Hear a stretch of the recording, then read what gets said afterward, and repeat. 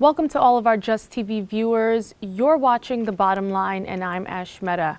We're back today with a special broadcast covering the upcoming local elections taking place in Long Island, New York. As we've been telling you, we've been covering all of the elections across Long Island, and local government is as important as ever today. To this effect, I have with me the current supervisor for the town of Hempstead in Nassau County, Laura Gillen. Laura, thank you so much for being here. It's my pleasure. Absolutely. Well, we'll get right to it. You are the current supervisor for the town of Hempstead. You're up for re-election. The town of Hempstead is one of the largest townships in the country, larger than the entire populations of certain states. Yes. It is extremely diverse. It is at the crossroads of Queens and the rest of Long Island. So there's a lot happening here, and you've kind of been running the ship. Tell us a little bit about what the last 2 years of your tenure have looked like. So it's been wonderful. It's been challenging. I think the most important thing that people need to know is that the town of Hempstead has for over 100 years been controlled just by one party.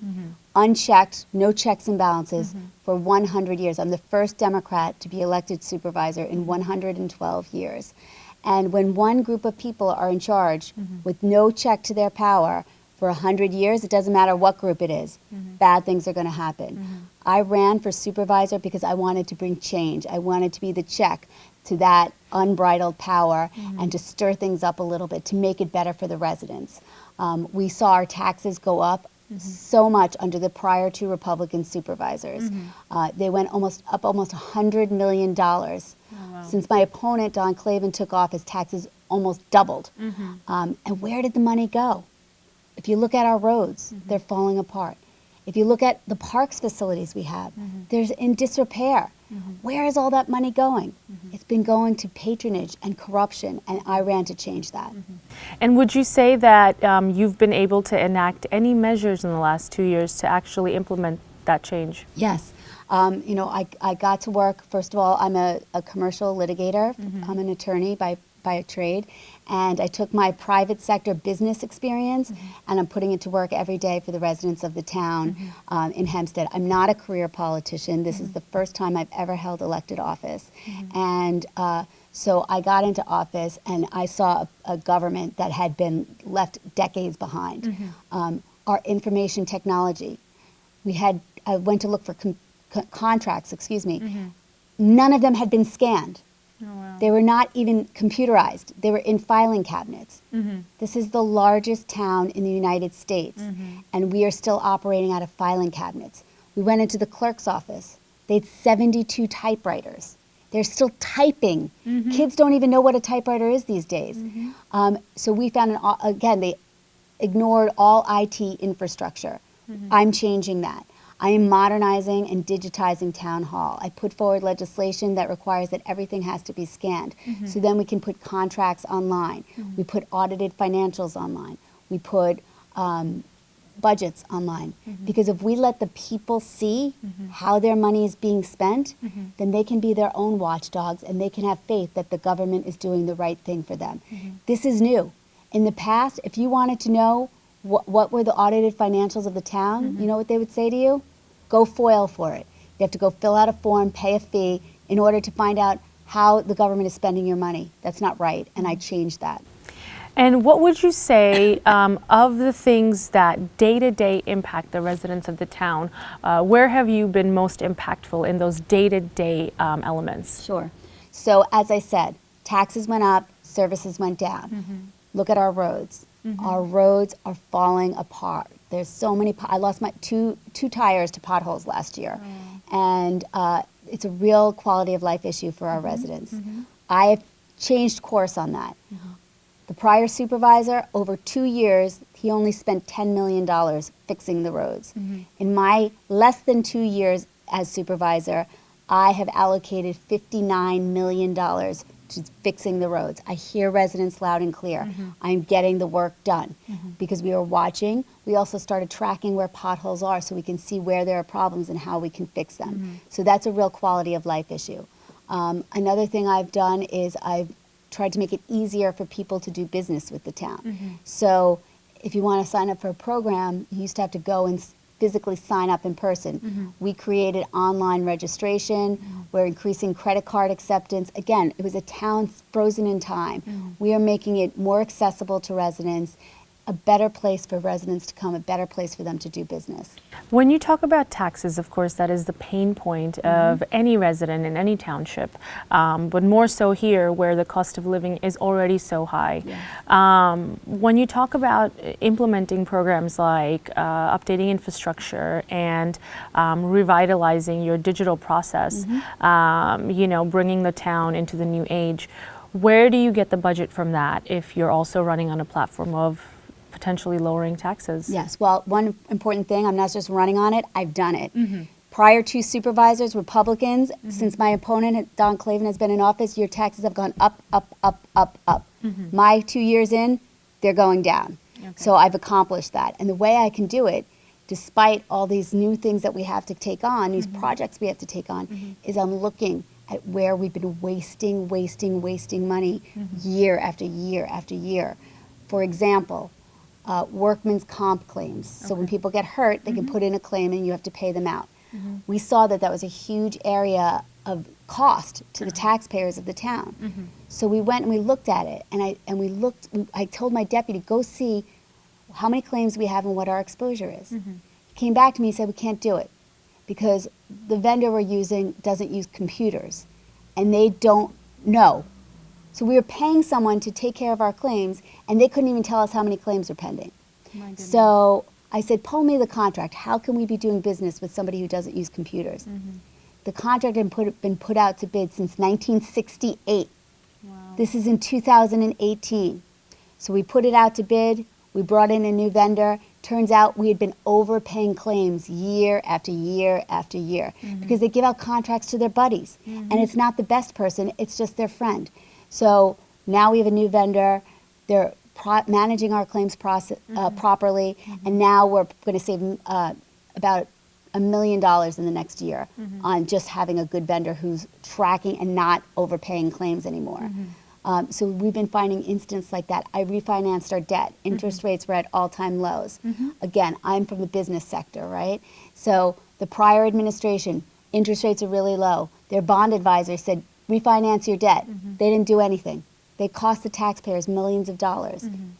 I get into town. I put forward a resolution allowing us to refinance our debt.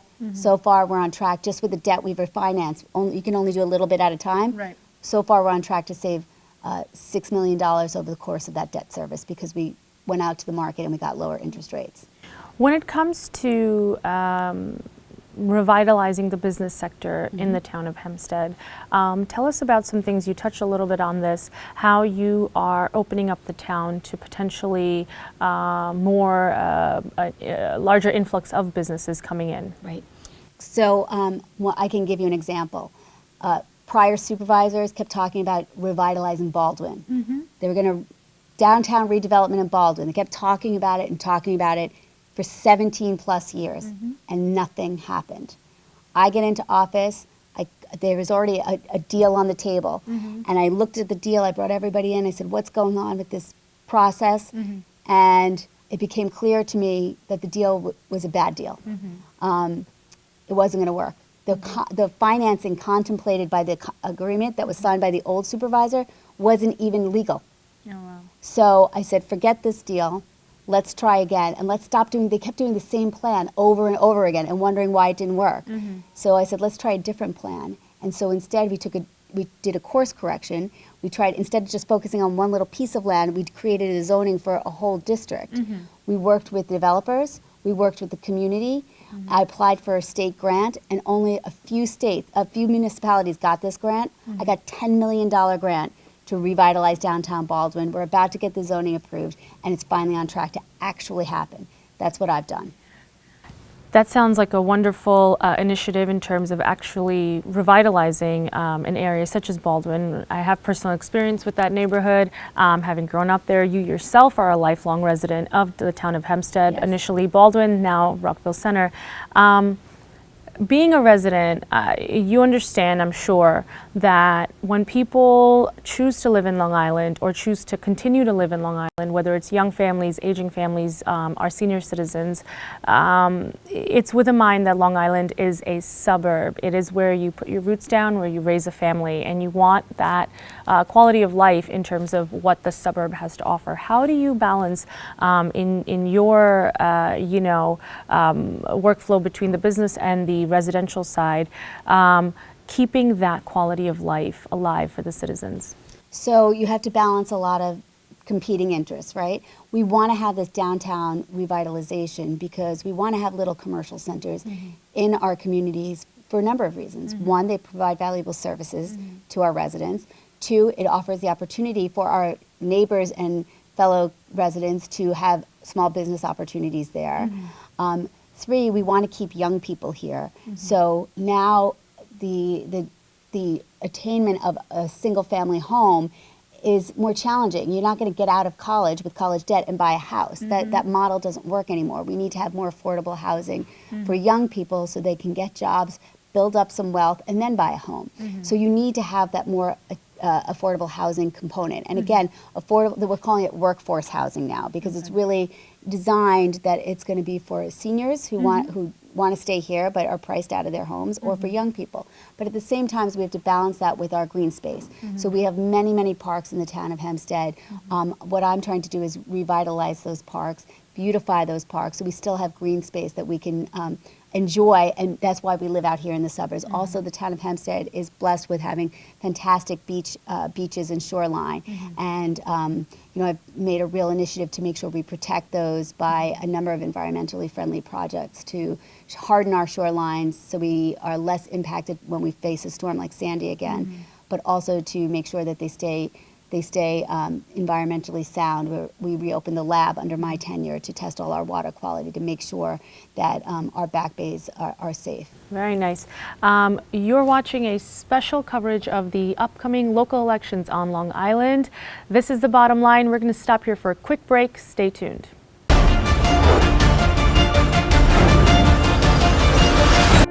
Welcome back from the break. You're watching The Bottom Line. We are here in the middle of our special coverage of the local elections on Long Island, New York. Today we're speaking with Miss Laura Gillen, the current supervisor for the town of Hempstead, up for re-election.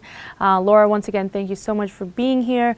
We've been talking a little bit about what it is that the supervisor for the town of Hempstead is involved in on a daily basis, and some of the things that you yourself specifically have worked on in your last 2 years in this position. Once again, the town of Hempstead, largest township in the United States, extremely diverse. It has been a place where immigrant communities have set their roots down and have flourished and are enjoying the American dream. Tell us a little bit about your interaction with particularly the South Asian community. So I just want to touch a bit about the immigrant community. So part of the reason I ran and what interested me in running for the town of Hempstead was that my grandfather was an immigrant from Italy. He came here when he was 8 years old. He did not speak English, and eventually he wound up getting a job as a sanitation worker for the town of Hempstead. But in order to get that job, he had to register for a certain political party, and he was told that if he wanted to get promoted, he had to buy tickets to political fundraisers, do political work. Now, he was trying to support 4 children, his parents and his sister, on a sanitation worker's salary. He had no money for that, and so he was not ever really promoted. I wanted to change that because that is, if you read the newspaper, there are allegations that that's still going on today, and I still hear it from my workers. That's what I'm trying to change. It was an insiders club. You had to be in the club to get jobs. You had to know people. It was all friends and family. I wanted to tear down those walls and make a government that's more accessible for anyone so that everybody can try to get a job in the town of Hempstead. I started trying to post jobs instead of just handing them out to friends and families. I've had some resistance from my board. I post jobs like for a town attorney's office, and then they go hire someone who didn't apply through the job posting. So this is why I'm hoping to get some allies on my town board who want to share those initiatives to really make a government that's accessible to anyone. If you want to do business with the town, you can do business with the town. If you want to get a job for the town, it's really open for all. So that's something that's extremely important to me. I'm very proud to have a diverse ticket. My opponents, if you look at their ticket, all the faces are white faces. My ticket is diverse because I believe your government should reflect the people that you represent. And so I'm very proud of that, and I'm very honored to share the ticket on row A with so many fabulous candidates who are not career politicians, who are people who have left, are willing to leave the private sector to take on this burden, to just do what's right for people. In terms of a personal connection to this community, you have spent some time in India. Yes, that's Tell right. us about that. So when I was 26, I decided that I was going to go work for Mother Teresa. My friends thought I was nuts, but I got on a plane and by myself, and I went to a couple of places. I traveled all through Southeast Asia for a while. I started in the Philippines and worked my way through Indonesia, Malaysia, Thailand, and then eventually got to Calcutta. And I spent many months working in Kalighat, which was Mother Teresa's home for the dying, which actually is a beautiful representation of different faiths coming together, because when Mother Teresa came to India, she had no funds to start a mission, and she just relied on the generosity of the Indian people. And the Hindu temple, the Kali temple, donated the building that we worked in, which we called Kalighat, which was the home for the dying. And so being there, I mean, I lived with the people, I took care of the patients there, and it was one of the most meaningful experiences of my life. And if we talk about bringing some of those teachings back with you and then implementing them till this day, you still maintain close connections with the South Asian community currently.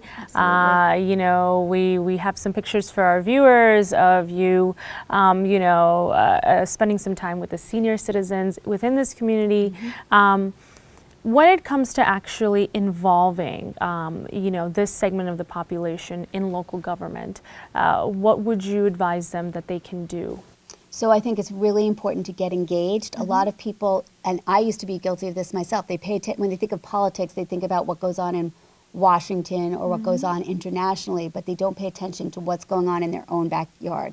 Your local government, your town government, your county government, your village government, those are the governments that impact your life the most. So you need to get involved and pay attention. Know what's going on at town board meetings. Know what's happening. If you have a question, go and attend a town board meeting. In the town of Hempstead, they're usually on Tuesdays in the mornings at 10:30. I try to make more of them in the evening, half of them in the evening, so more people could attend. But everything in town government goes by town board resolution, and they changed my calendar. So we have fewer evening meetings. But again, if you vote row A all the way, I think my fellow candidates will help me put more meetings in the evening. But if you go to our website, it's hempsteadnewyork.gov. You can see a list of the meetings, and you can see the agenda of what we're going to be voting on. I also have been trying to reach out to the community, knowing that a lot of people work or they have to take care of their kids and they can't get to town board meetings. So I'm the first supervisor to schedule town hall meetings throughout the town on a regular basis. Those are usually on the weekends or in the evenings, so residents can attend and they can find out what's going on, what's happening in town hall, and I'll take any questions that they have. And you personally are there at these meetings? Oh yes, I come to every one of those meetings to interact with residents and hear their concerns, and I've gotten great feedback. You know, things that maybe don't get to me in the supervisor's office. Otherwise, from being there, I find out about issues that I never knew were a problem. Coming to issues, you know, that are contentious for the citizens of the town of Hempstead. Tell us a little bit about, you know, the big stuff we've kind of covered. Tell us how you are different from your opponents on the finer details. So again, I'm not a career politician. I didn't get appointed to this job. My opponent was appointed because he's part of that insiders club, and he's just gone from one taxpayer-funded job to another. I earned my living in the private sector, and then I ran for this job to make a change. He's been part of the problem. I'm part of the solution. I'm shaking things up in town hall and trying to make it accessible for everyone. He wants to close the doors and have you look the other way. I've been rooting out a lot of corruption in town hall, contracts given out to friends and then they don't pay. If you Google Dover, Malibu. You can. Someone today said, "What kind of corruption are you talking about?" I told him to read it. He read the story right there. He's like, "You're not kidding." So he's been hiding that. He and his cronies have been hiding that corruption. I'm bringing it to light, and that matters. And the reason it matters is because it costs everybody money. Everybody in the town of Hempstead pays for that kind of corruption. There's a cost associated with that, with giving out contracts to friends who are unqualified or giving jobs out to your buddies who are unqualified, because then you have to hire somebody else to actually do the job. And all that payroll costs taxpayers money. So I am a disruptor. I am a check on their power structure. And if I don't get reelected, it goes right back to the shadows. Well, Laura, we wish you all the luck. It seems that, you're transitioning from a job that you've been, taking by the horns, and you hope to continue to keep doing your work. What are some of the initiatives that you most look forward to continuing to work on? So I really look forward to working on Baldwin. As I said, in a couple of weeks we're going to get the zoning approved, and then I really can't wait to see that actually happen after 20 years. So I'm very excited about that. I look forward to I expanded our Camp Anchor program, which is for special needs kids, and we're going to continue to expand that program and our senior program. I'm going to keep saving money for the residents of this town and keep your taxes low. Laura, in closing, tell our viewers what they need to do to get the vote out. So this year in New York, for the first time ever, there is early voting. You can begin voting on October 26th, but there are specific polling sites that you must go to. If you go to the New York Board of Elections or the Nassau County Board of Elections website, you'll see a list of those sites. So you can begin voting on October 26th up until Election Day. On Election Day, though, you'll vote in your normal location. If you do vote on Election Day, you just go to wherever you usually vote. But before that, you can go to one of these 10 locations within the town of Hempstead. There are other locations in other towns as well. So it's really important that you get out, that you spread the word, that you bring your neighbors. If you have an elderly relative or friend who can't get there otherwise, give them a lift and get them out there to vote, because these elections really, really matter. Thank you so much again for your time, Laura Gillen. We Thank wish you. you all the best. Thank you. This was a special broadcast of The Bottom Line. We're covering the upcoming local elections in Long Island. We will keep bringing you all of the updates about the candidates, the issues, and what you need to do to get involved. Stay tuned.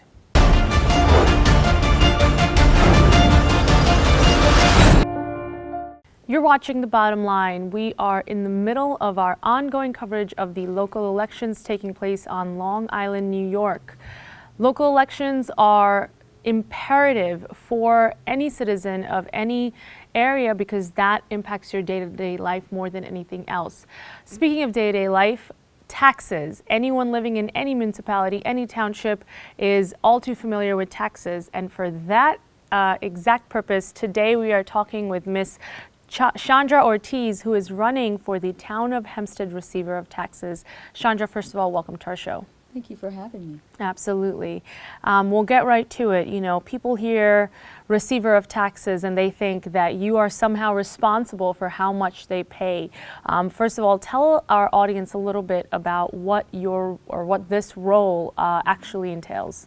Okay, so the receiver of taxes is not the person who set what the taxes are going to be, right? But the receiver of taxes is the person that collects the taxes and then ensure that it gets to where it needs to go. For instance, to the county, to the town, and to the special districts, right?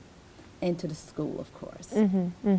So that is the role of the receiver, to ensure that those funds that are coming in is properly dispensed to where they need to be. And it seems like a simple enough job, but clearly there's room for improvement. I mean, this is your first time running for local government. This is a new role in terms of you are choosing to run for receiver of taxes. Surely you think you can do something better than what's being done in this position.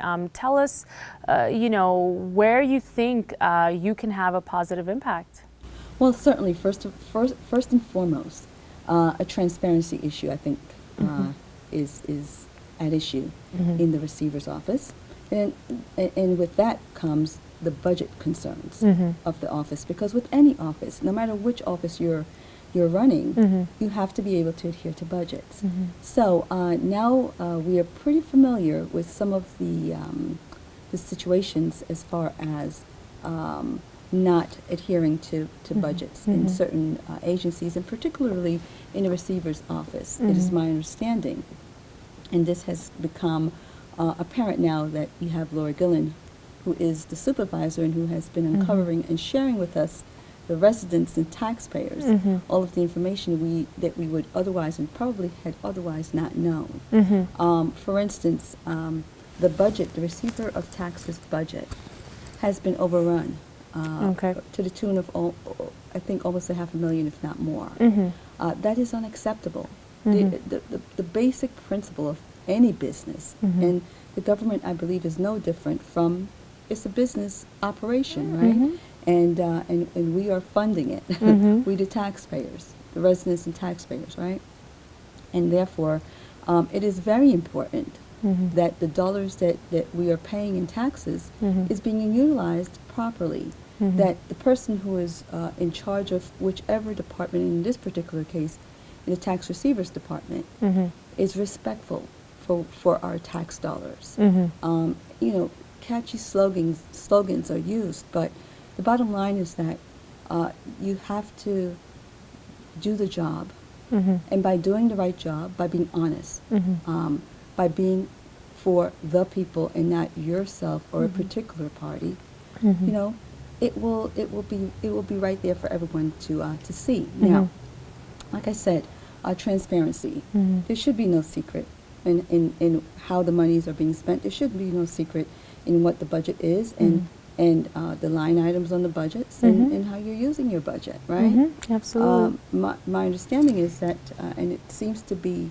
a situation that permeates throughout what the party who has been in charge has done, is that by using the funds to hire your friends and your family and on, that you're not thinking about the taxpayers and respecting the budget. And that is where I think a lot, if not most, of the overruns has been. And is this the space that you feel you would be the most different from your opponent, you know, adhering to budgets, or is there any other efficiencies that you see that can be implemented in the receiver of tax's office that you specifically look to bring about? Sure. As far as the budget is concerned, yes, that is a top priority. Again, because that will help us save tax dollars, right? Definitely. Now, certainly, when you're putting together a budget, you certainly want to make sure that you are presenting the best opportunities and efficiencies in an office. So therefore, you know, you cannot just go in and just rip everything apart. I mean, that just doesn't. We're seeing that play out in real time on the national stage, right? So. It doesn't make sense to think, oh well, I'm going to go in there and I'm going to tear everything apart. I mean, that's just not the way that things should be done. Right. You go in, you see what is there to look at. You look at whether or not what contracts are in place, if there are. So a review of the entire department to see what has been going on. You know, there are some reports that, you know, the efficiency has been well managed as far as, I guess, folks coming in and being able to pay their taxes and so forth. But I'm certain that, as we have seen, there are things that may be laying latent that we are just not aware of. When I have been speaking to some folks as I travel around and meet residents and taxpayers, and one of the things that I was asked is what is the reason that you cannot pay your taxes using a credit card when you go to the office? And because I had never done that, right? I wasn't aware that that was a situation. My understanding is that you can pay if you're paying online or over the telephone, but you cannot do it because there are no machines in the office. Now, that's concerning to me. We are the largest township in the United States of America.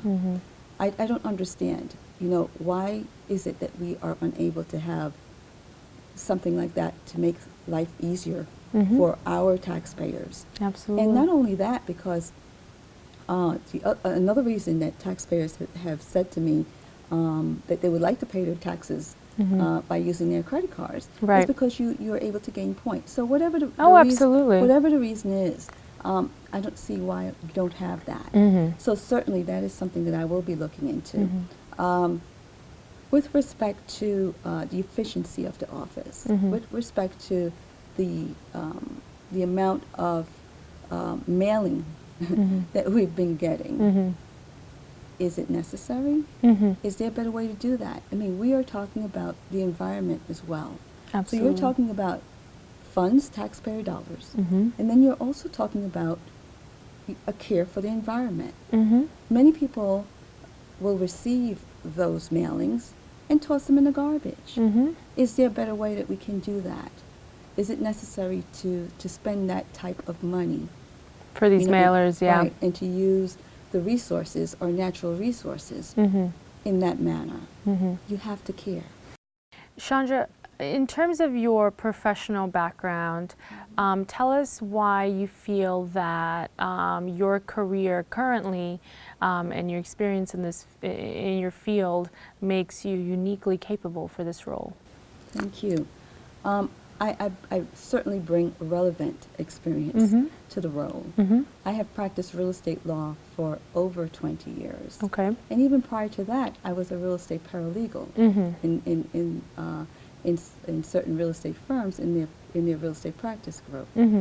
Now, whenever I am involved with any real estate transaction, be it residential or commercial, I am always looking at the tax search. I always discuss the taxes with the client. We have to make sure that we adjust and do what needs to be done with the taxes. So I'm very, very familiar with the various taxes when we're in certain villages.